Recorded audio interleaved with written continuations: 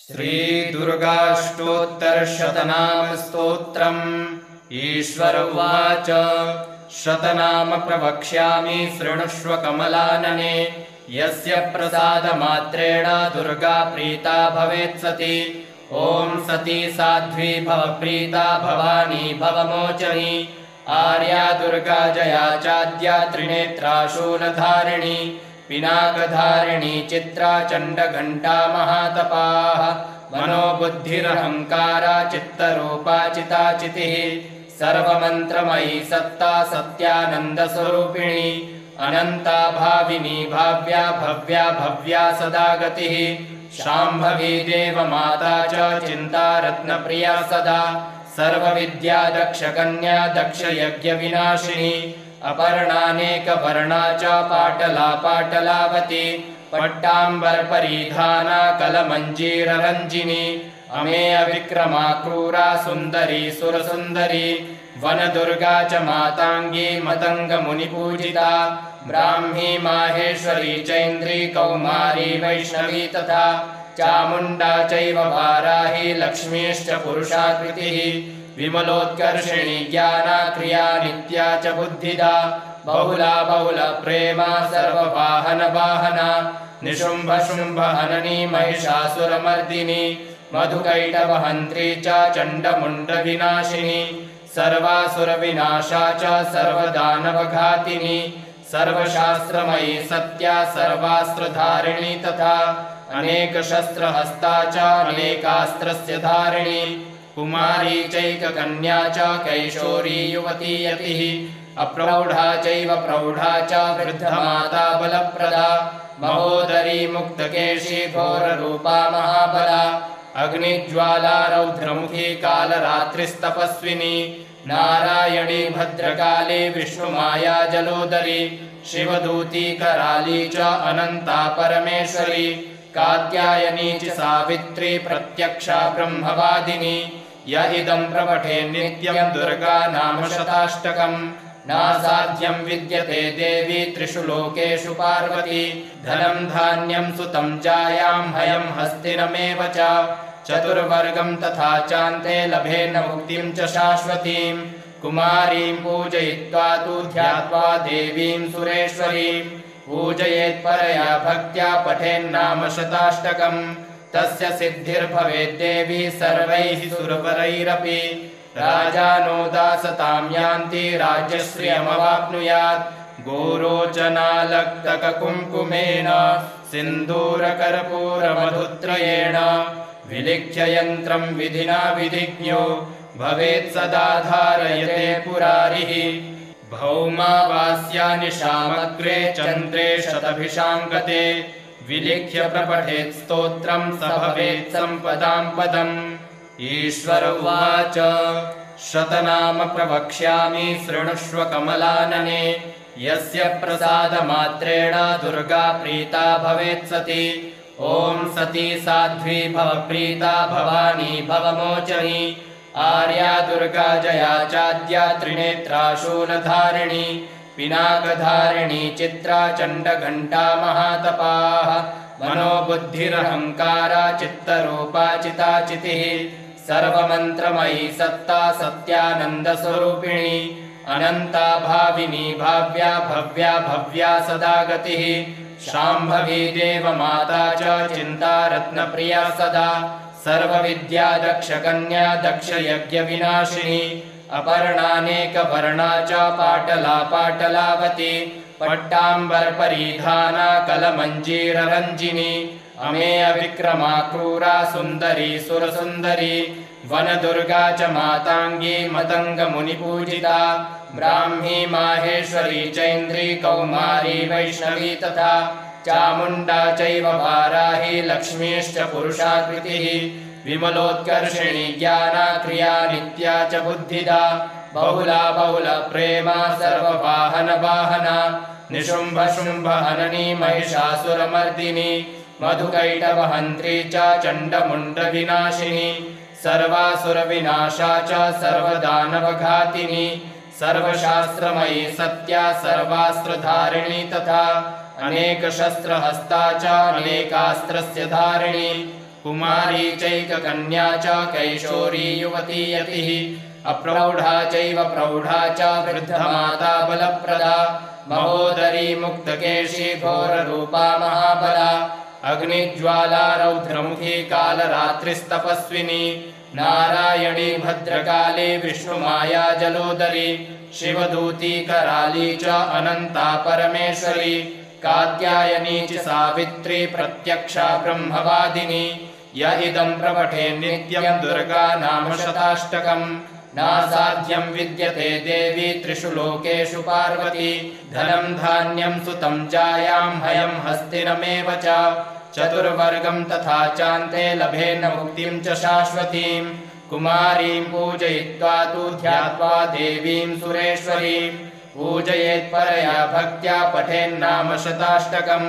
तस्य सिद्धिर्भवेद्देवी सर्वैः सुरवरैरपि राजानो दासतां यान्ति राज्यश्रियमवाप्नुयात् गोरोचनालक्तककुङ्कुमेन सिन्दूरकर्पूरमधुत्रयेण विलिख्य यन्त्रं विधिना विधिज्ञो भवेत् सदा धारयते पुरारिः भौमावास्यानि शामग्रे चन्द्रे शतभिषां गते विलिख्य प्रपठेत् स्तोत्रं स भवेत् सम्पदां पदम् ईश्वर उवाच शतनाम प्रवक्ष्यामि शृणुष्व कमलानने यस्य प्रसादमात्रेण दुर्गा प्रीता भवेत् सती ॐ सती साध्वी भव प्रीता भवानी भवमोचनी आर्या दुर्गा जया चाद्या त्रिनेत्रा शूलधारिणी पिनाकधारिणी चित्रा चण्डघण्टा महातपाः मनोबुद्धिरहङ्कारा चित्तरूपा चिताचितिः सर्वमन्त्रमयी सत्ता सत्यानन्दस्वरूपिणी अनन्ता भाविनी भाव्या भव्या भव्या सदा गतिः शाम्भवी देवमाता च चिन्तारत्नप्रिया सदा सर्वविद्या दक्षकन्या दक्षयज्ञविनाशिनी अपर्णानेकवर्णा च पाटला पाटलावती पट्टाम्बरपरिधाना कलमञ्जीररञ्जिनी अमेय विक्रमा क्रूरा सुन्दरी सुरसुन्दरी वनदुर्गा च माताङ्गी मतङ्गमुनिपूजिता ब्राह्मी माहेश्वरी चैन्द्री कौमारी वैष्णवी तथा चामुण्डा चैव वाराही लक्ष्मीश्च पुरुषाकृतिः विमलोत्कर्षिणी ज्ञाना क्रिया नित्या च बुद्धिदा बहुला बहुलप्रेमा सर्ववाहनवाहना निशुम्भशुम्भहननी महिषासुरमर्दिनी मधुकैटवहन्त्री च चण्डमुण्डविनाशिनी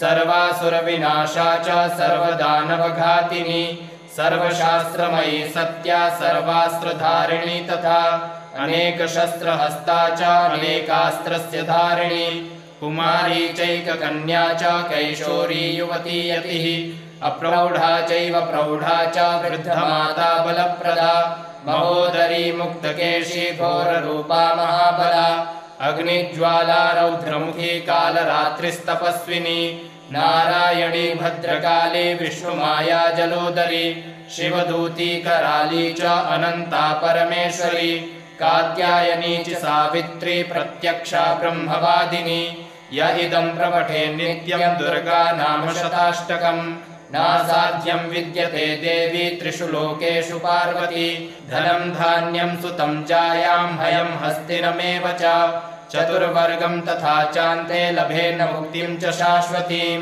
कुमारीं पूजयित्वा तु ध्यात्वा देवीं सुरेश्वरीं पूजयेत्परया भक्त्या पठेन्नाम शताष्टकम् तस्य सिद्धिर्भवेद्देवी सर्वैः सुरवरैरपि राजानो दासतां यान्ति राज्यश्रियमवाप्नुयात् गोरोचनालक्तककुङ्कुमेन सिन्दूरकर्पूरमधुत्रयेण विलिख्य यन्त्रं विधिना विधिज्ञो भवेत् सदा धारयते पुरारिः भौमावास्यानि शामग्रे चन्द्रे शतभिषां गते विलिख्य प्रपठेत् स्तोत्रं स भवेत् सम्पदां पदम् ईश्वर उवाच शतनाम प्रवक्ष्यामि शृणुष्व कमलानने यस्य प्रसादमात्रेण दुर्गा प्रीता भवेत् सती ॐ सती साध्वी भव प्रीता भवानी भवमोचनी आर्या दुर्गा जया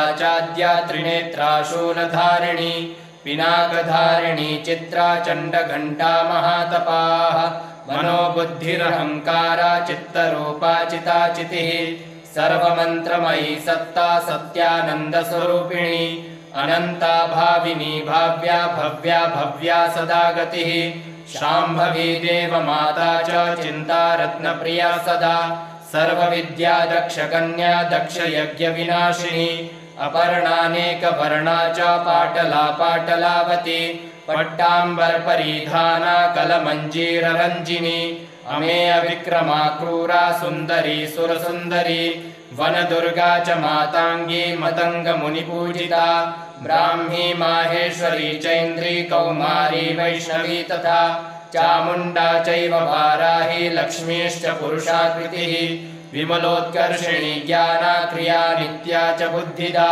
बहुला बहुलप्रेमा सर्ववाहनवाहना निशुम्भशुम्भहननी महिषासुरमर्दिनी मधुकैटवहन्त्री च चण्डमुण्डविनाशिनी सर्वासुरविनाशा च सर्वदानवघातिनी सर्वशास्त्रमयी सत्या सर्वास्त्रधारिणी तथा अनेकशस्त्रहस्ता च अनेकास्त्रस्य धारिणी कुमारी चैककन्या च कैशोरी युवती यतिः अप्रौढा चैव प्रौढा च वृद्धमाता बलप्रदा महोदरी मुक्तकेशी घोररूपा महाबला अग्निज्वाला रौद्रमुखी कालरात्रिस्तपस्विनी नारायणी भद्रकाली विष्णुमाया जलोदरी शिवदूती कराली च अनन्ता परमेश्वरी कात्यायनी च सावित्री प्रत्यक्षा ब्रह्मवादिनी य इदं प्रपठे नित्यं दुर्गा नाम शताष्टकम् नासाध्यं विद्यते देवी त्रिषु लोकेषु पार्वती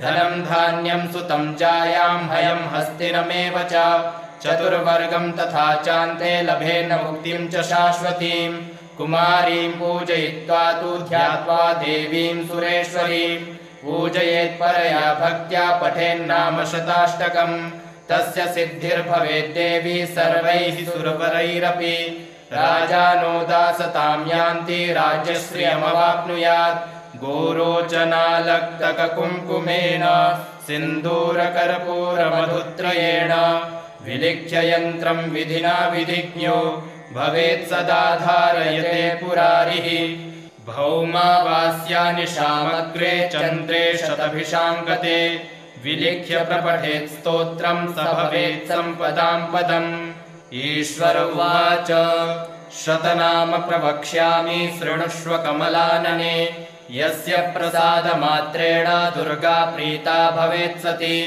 ॐ सती साध्वी भव प्रीता भवानी भवमोचनी आर्या दुर्गा जया चाद्या त्रिनेत्रा शूलधारिणी पिनाकधारिणी चित्रा चण्डघण्टा महातपाः मनोबुद्धिरहङ्कारा चित्तरूपा चिताचितिः सर्वमन्त्रमयी सत्ता सत्यानन्दस्वरूपिणी अनन्ता भाविनी भाव्या भव्या भव्या सदा गतिः शाम्भवी देवमाता च चिन्तारत्नप्रिया सदा सर्वविद्या दक्षकन्या दक्षयज्ञविनाशिनी अपर्णानेकवर्णा च पाटला पाटलावती पट्टाम्बरपरिधाना कलमञ्जीररञ्जिनी अमेय विक्रमा क्रूरा सुन्दरी सुरसुन्दरी वनदुर्गा च माताङ्गी मतङ्गमुनिपूजिता ब्राह्मी माहेश्वरी चैन्द्री कौमारी वैष्णवी तथा चामुण्डा चैव वाराही लक्ष्मीश्च पुरुषाकृतिः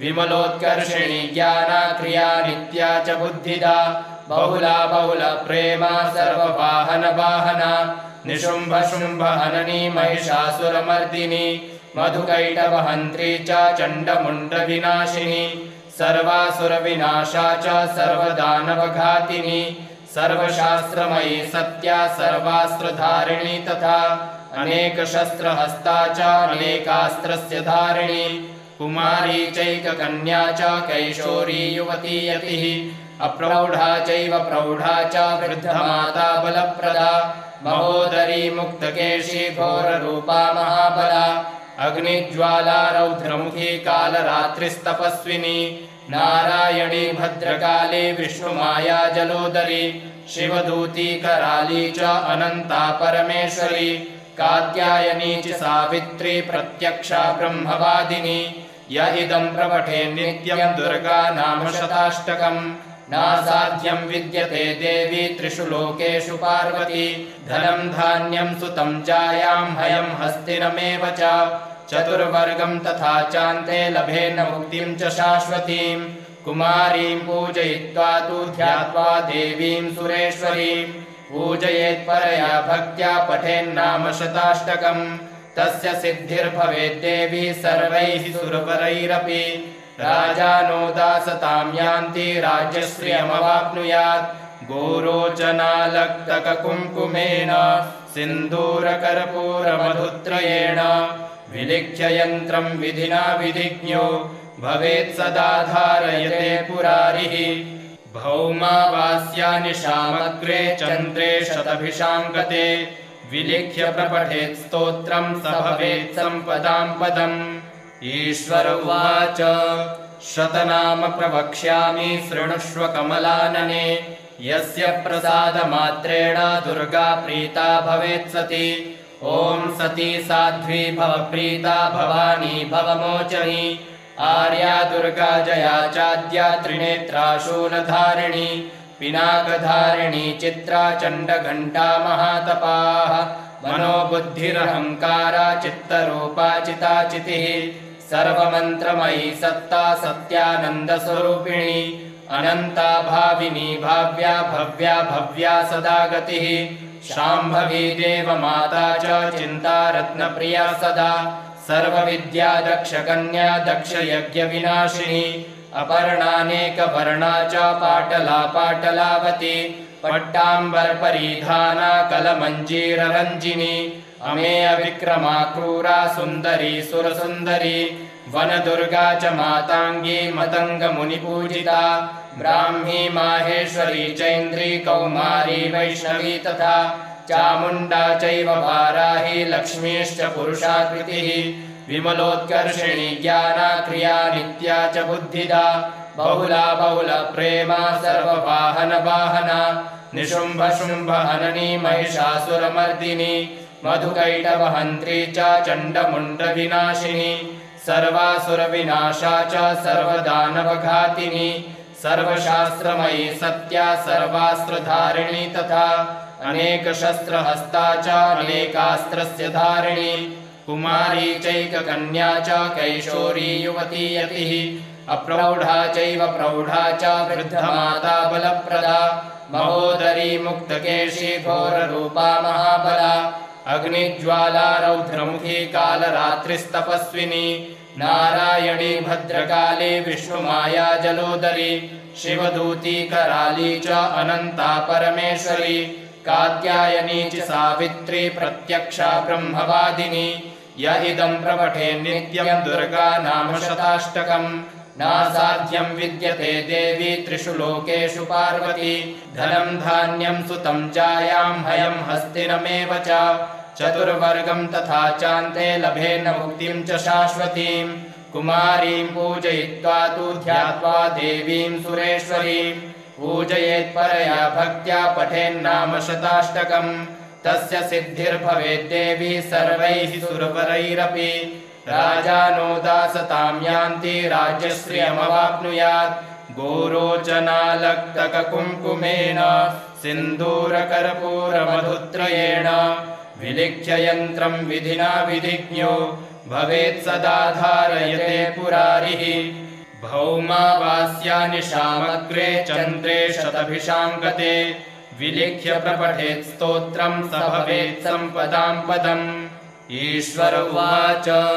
शतनाम प्रवक्ष्यामि शृणुष्व कमलानने यस्य प्रसादमात्रेण दुर्गा प्रीता भवेत् सती ॐ सती साध्वी भव प्रीता भवानी भवमोचनी आर्या दुर्गा जया चाद्या त्रिनेत्रा शूलधारिणी पिनाकधारिणी चित्रा चण्डघण्टा महातपाः मनोबुद्धिरहङ्कारा चित्तरूपा चिताचितिः सर्वमन्त्रमयी सत्ता सत्यानन्दस्वरूपिणी अनन्ता भाविनी भाव्या भव्या भव्या सदा गतिः शाम्भवी देवमाता च चिन्तारत्नप्रिया सदा सर्वविद्या दक्षकन्या दक्षयज्ञविनाशिनी अपर्णानेकवर्णा च पाटला पाटलावती पट्टाम्बरपरिधाना कलमञ्जीररञ्जिनी अमेय विक्रमा क्रूरा सुन्दरी सुरसुन्दरी वनदुर्गा च माताङ्गी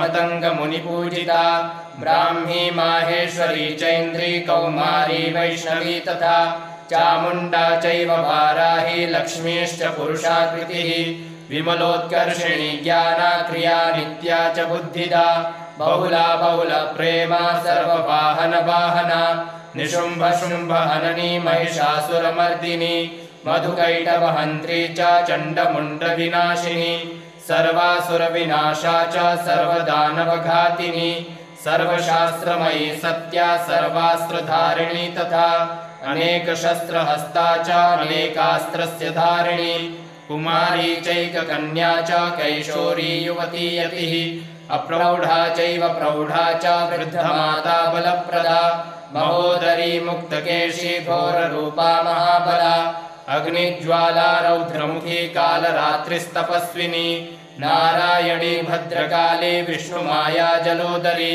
शिवदूती कराली च अनन्ता परमेश्वरी कात्यायनी च सावित्री प्रत्यक्षा ब्रह्मवादिनी य इदं प्रपठे नित्यं दुर्गा नाम शताष्टकम् नासाध्यं विद्यते देवी त्रिषु लोकेषु पार्वती धनं धान्यं सुतं जायां हयं हस्तिनमेव च चतुर्वर्गं तथा चान्ते लभेन मुक्तिं च शाश्वतीं कुमारीं पूजयित्वा तु ध्यात्वा देवीं सुरेश्वरीं पूजयेत्परया भक्त्या पठेन्नाम शताष्टकम् तस्य सिद्धिर्भवेद्देवी सर्वैः सुरवरैरपि राजानो दासतां यान्ति राज्यश्रियमवाप्नुयात् गोरोचनालक्तककुङ्कुमेन सिन्दूरकर्पूरमधुत्रयेण विलिख्य यन्त्रं विधिना विधिज्ञो भवेत् सदा धारयते पुरारिः भौमावास्यानि शामग्रे चन्द्रे शतभिषां गते विलिख्य प्रपठेत् स्तोत्रं स भवेत् सम्पदां पदम् ईश्वर उवाच शतनाम प्रवक्ष्यामि शृणुष्व कमलानने यस्य प्रसादमात्रेण दुर्गा प्रीता भवेत् सती ॐ सती साध्वी भव प्रीता भवानी भवमोचनी आर्या दुर्गा जया चाद्या त्रिनेत्रा शूलधारिणी पिनाकधारिणी चित्रा चण्डघण्टा महातपाः मनोबुद्धिरहङ्कारा चित्तरूपा चिताचितिः सर्वमन्त्रमयी सत्ता सत्यानन्दस्वरूपिणी अनन्ता भाविनी भाव्या भव्या भव्या सदा गतिः शाम्भवी देवमाता च चिन्तारत्नप्रिया सदा सर्वविद्या दक्षकन्या दक्षयज्ञविनाशिनी अपर्णानेकवर्णा च पाटला पाटलावती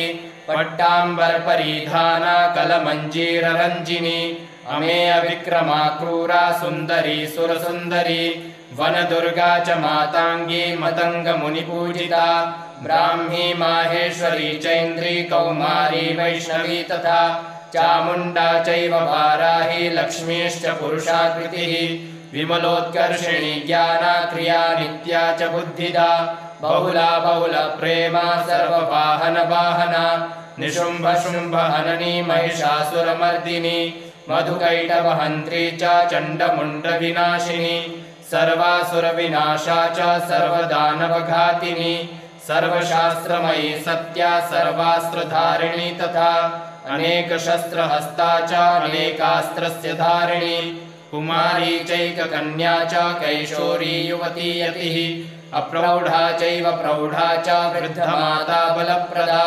महोदरी मुक्तकेशी घोररूपा महाबला अग्निज्वाला रौद्रमुखी कालरात्रिस्तपस्विनी नारायणी भद्रकाली विष्णुमाया जलोदरी शिवदूती कराली च अनन्ता परमेश्वरी कात्यायनी च सावित्री प्रत्यक्षा ब्रह्मवादिनी य इदं प्रपठे नित्यं दुर्गा नाम शताष्टकम् नासाध्यं विद्यते देवी त्रिषु लोकेषु पार्वती धनं धान्यं सुतं जायां हयं हस्तिनमेव च चतुर्वर्गं तथा चान्ते लभेन मुक्तिं च शाश्वतीं कुमारीं पूजयित्वा तु ध्यात्वा देवीं सुरेश्वरीं पूजयेत् परया भक्त्या पठेन्नाम शताष्टकम् तस्य सिद्धिर्भवेद्देवी सर्वैः सुरवरैरपि राजानो दासतां यान्ति राज्यश्रियमवाप्नुयात् गोरोचनालक्तककुङ्कुमेन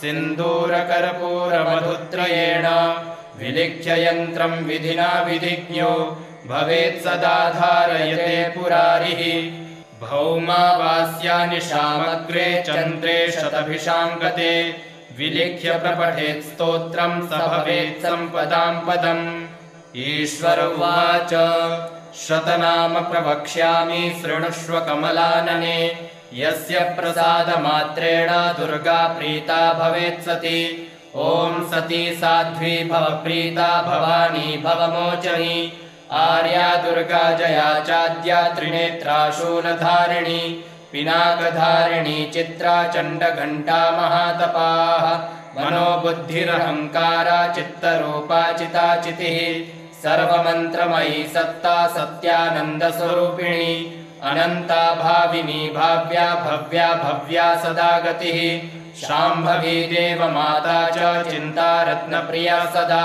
सर्वविद्या दक्षकन्या दक्षयज्ञविनाशिनी अपर्णानेकवर्णा च पाटला पाटलावती पट्टाम्बरपरिधाना कलमञ्जीररञ्जिनी अमेय विक्रमा क्रूरा सुन्दरी सुरसुन्दरी वनदुर्गा च माताङ्गी मतङ्गमुनिपूजिता ब्राह्मी माहेश्वरी चैन्द्री कौमारी वैष्णवी तथा चामुण्डा चैव वाराही लक्ष्मीश्च पुरुषाकृतिः विमलोत्कर्षिणी ज्ञाना क्रिया नित्या च बुद्धिदा बहुला बहुलप्रेमा सर्ववाहनवाहना निशुम्भशुम्भहननी महिषासुरमर्दिनी मधुकैटवहन्त्री च चण्डमुण्डविनाशिनी सर्वासुरविनाशा च सर्वदानवघातिनी सर्वशास्त्रमयी सत्या सर्वास्त्रधारिणी तथा अनेकशस्त्रहस्ता च अनेकास्त्रस्य धारिणी कुमारी चैककन्या च कैशोरी युवती यतिः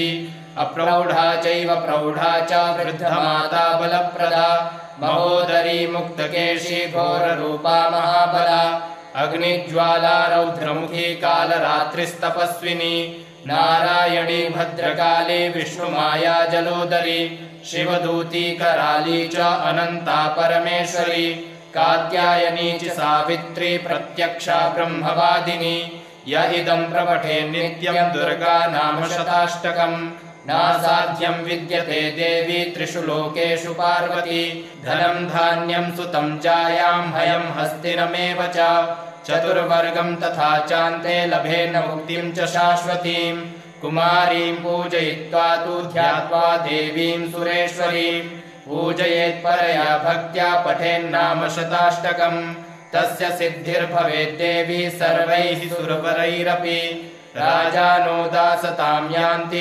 राज्यश्रियमवाप्नुयात् गोरोचनालक्तककुङ्कुमेन सिन्दूरकर्पूरमधुत्रयेण विलिख्य यन्त्रं विधिना विधिज्ञो भवेत् सदा धारयते पुरारिः भौमावास्यानिशामग्रे चन्द्रे शतभिषां गते विलिख्य प्रपठेत् स्तोत्रं स भवेत् सम्पदां पदम् ईश्वर उवाच शतनाम प्रवक्ष्यामि शृणुष्व कमलानने यस्य प्रसादमात्रेण दुर्गा प्रीता भवेत् सती ॐ सती साध्वी भव प्रीता भवानी भवमोचनी आर्या दुर्गा जया चाद्या त्रिनेत्रा शूलधारिणी पिनाकधारिणी चित्रा चण्डघण्टा महातपाः मनोबुद्धिरहङ्कारा चित्तरूपा चिताचितिः सर्वमन्त्रमयी सत्ता सत्यानन्दस्वरूपिणी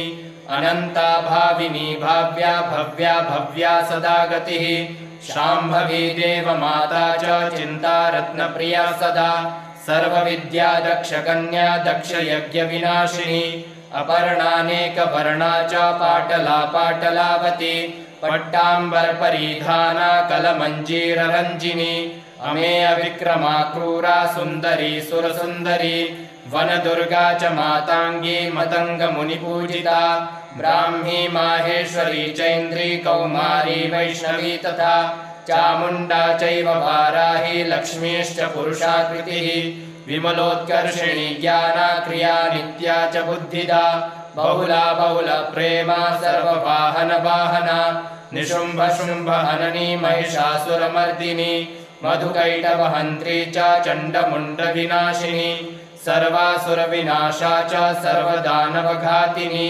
सर्वशास्त्रमयी सत्या सर्वास्त्रधारिणी तथा अनेकशस्त्रहस्ता च अनेकास्त्रस्य धारिणी कुमारी चैककन्या च कैशोरी युवती यतिः अप्रौढा चैव प्रौढा च वृद्धमाता बलप्रदा महोदरी मुक्तकेशी घोररूपा महाबला अग्निज्वाला रौद्रमुखी कालरात्रिस्तपस्विनी नारायणी भद्रकाली विष्णुमाया जलोदरी शिवदूती कराली च अनन्ता परमेश्वरी कात्यायनी च सावित्री प्रत्यक्षा ब्रह्मवादिनी य इदं प्रपठे नित्यं दुर्गा नाम शताष्टकम् नासाध्यं विद्यते देवी त्रिषु लोकेषु पार्वती धनं धान्यं सुतं जायां हयं हस्तिनमेव च चतुर्वर्गं तथा चान्ते लभेन मुक्तिं च शाश्वतीं कुमारीं पूजयित्वा तु ध्यात्वा देवीं सुरेश्वरीं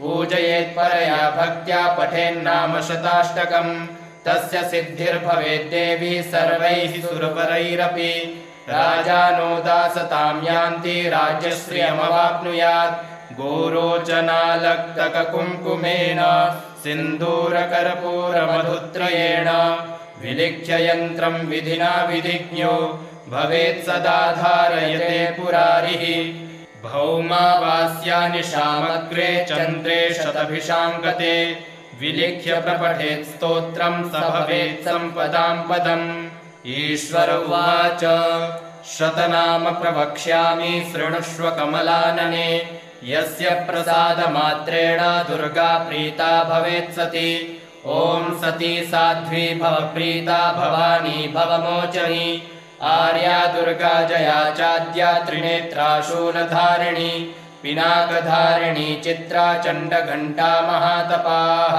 मनोबुद्धिरहङ्कारा चित्तरूपा चिताचितिः सर्वमन्त्रमयी सत्ता सत्यानन्दस्वरूपिणी अनन्ता भाविनी भाव्या भव्या भव्या सदा गतिः शाम्भवी देवमाता च चिन्तारत्नप्रिया सदा सर्वविद्या दक्षकन्या दक्षयज्ञविनाशिनी अपर्णानेकवर्णा च पाटला पाटलावती पट्टाम्बरपरिधाना कलमञ्जीररञ्जिनी अमेय विक्रमा क्रूरा सुन्दरी सुरसुन्दरी वनदुर्गा च माताङ्गी मतङ्गमुनिपूजिता ब्राह्मी माहेश्वरी चैन्द्री कौमारी वैष्णवी तथा चामुण्डा चैव वाराही लक्ष्मीश्च पुरुषाकृतिः विमलोत्कर्षिणी ज्ञाना क्रिया नित्या च बुद्धिदा बहुला प्रेमा सर्ववाहन वाहना निशुम्भ शुम्भ हननी महिषासुरमर्दिनी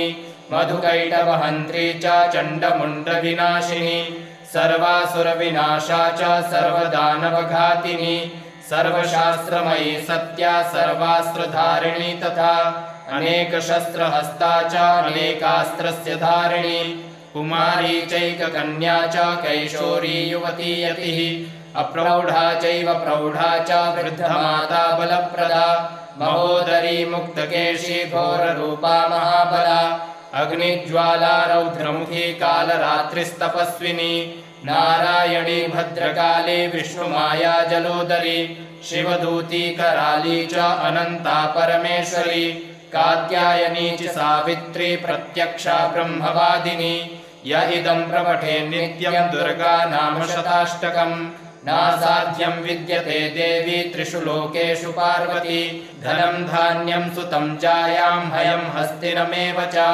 चतुर्वर्गं तथा चान्ते लभेन मुक्तिं च शाश्वतीं कुमारीं पूजयित्वा तु ध्यात्वा देवीं सुरेश्वरीं पूजयेत्परया भक्त्या पठेन्नाम शताष्टकम् तस्य सिद्धिर्भवेद्देवी सर्वैः सुरवरैरपि राजानो दासतां यान्ति राज्यश्रियमवाप्नुयात् गोरोचनालक्तककुङ्कुमेन सिन्दूरकर्पूरमधुत्रयेण विलिख्य यन्त्रं विधिना विधिज्ञो भवेत् सदा धारयते पुरारिः भौमावास्यानि शामग्रे चन्द्रे शतभिषां गते विलिख्य प्रपठेत् स्तोत्रं स भवेत् सम्पदां पदम् श्रीविश्वसारतन्त्रे दुर्गाष्टोत्तरशतनामस्तोत्रं समाप्तम् श्रीजगदम्बार्पणमस्तु।